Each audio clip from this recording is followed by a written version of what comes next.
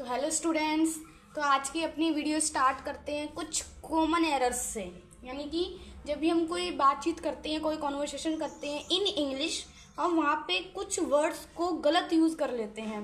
ठीक है, तो हम जानेंगे उनका सही मीनिंग क्या है, वो कहाँ पर एग्जैक्टली यूज़ किए जाते हैं। ओके, तो फर्स्ट जो है यूज़ ऑफ फीमेल, कि यानी कि ये जो वर्ड है फीमेल या फीमेल्स, वो एग्जैक्टली यूज़ कहाँ पर होता है। हालांकि बहुत से लोग इसको सेंटेंस में भी यूज़ कर देते हैं, बट इसका जो मेन जो यूज़ होता है वो किस लिए होता है, ओनली फॉर सेक्स के लिए होता है। यानी कि ये बताने के लिए होता है कि वो मेल है या फिर वो फीमेल है। अदरवाइज इसका यूज़ किसी भी सेंटेंस में नहीं होता है।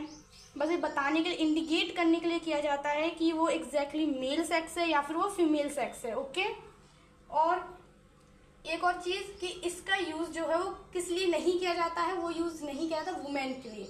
यानी कि कहीं पर आप बोल रहे हो कि वुमेन्स ऑफ माई फैमिली, अगर वहाँ पे आपने ये बोल दिया कि फीमेल्स ऑफ माई फैमिली, तो वो आपका सेंटेंस गलत हो जाएगा। तो वहाँ पे फीमेल्स की जगह पर आपको वुमेन ही यूज़ करना है।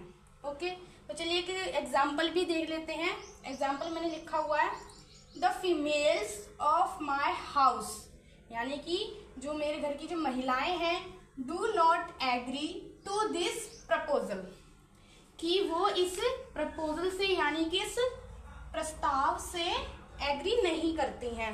डू नॉट लगा हुआ है, ये मैंने आपको बताया था कि प्रेजेंट इंडेफिनिट का नेगेटिव है। तो फीमेल्स, यहाँ पर फीमेल्स लिखा गया है जो कि बिल्कुल गलत है, क्योंकि मैंने अभी बताया था कि फीमेल्स हमेशा सिर्फ किसके लिए होता है, वो सिर्फ इंडिकेट करता है कि मेल है या फीमेल सेक्स है। यहाँ पे कहीं पर भी किसी के लिए भी फीमेल का यूज नहीं होगा।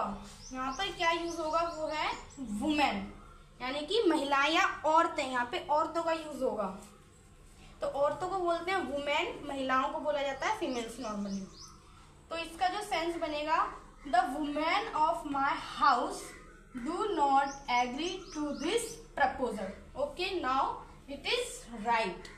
तो यहाँ पे आपने देखा कि कैसे हम कॉमन एरर्स करते हैं। फीमेल्स की यहाँ पर वुमेन यूज किया जाता है, ना कि वुमेन की प्लेस पर फीमेल्स का यूज होगा।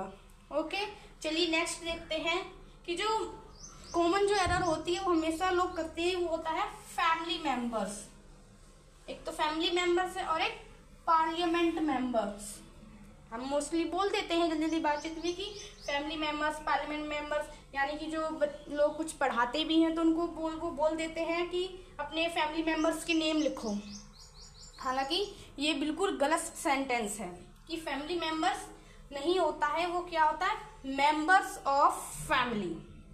ओके, और जो पार्लियामेंट मेंबर्स होता है उसको डायरेक्ट पार्लियामेंट मेंबर्स नहीं बोला जाता है। एक मैंने एग्जाम्पल भी लिखा है कि राइट द, जो कि मोस्टली कॉमन एरर्स में आता है, राइट फैमिली मेंबर्स नेम, यानी कि जो पढ़ाते हैं जो टीचर्स, वो उसमें लिख देते हैं कि right the family members name.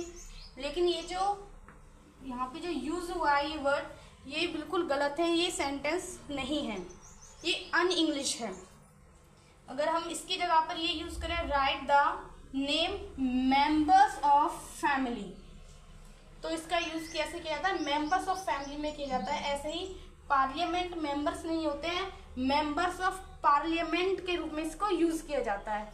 Okay, I hope आपको ये कॉमन एरर समझ में आई होंगी, और ऐसी ही वीडियोस के लिए आगे आप बने रहिए और मेरे चैनल को लाइक कीजिए, सब्सक्राइब कीजिए, ताकि मैं इससे भी बेहतर वीडियोस आपके लिए लेकर आ सकूं।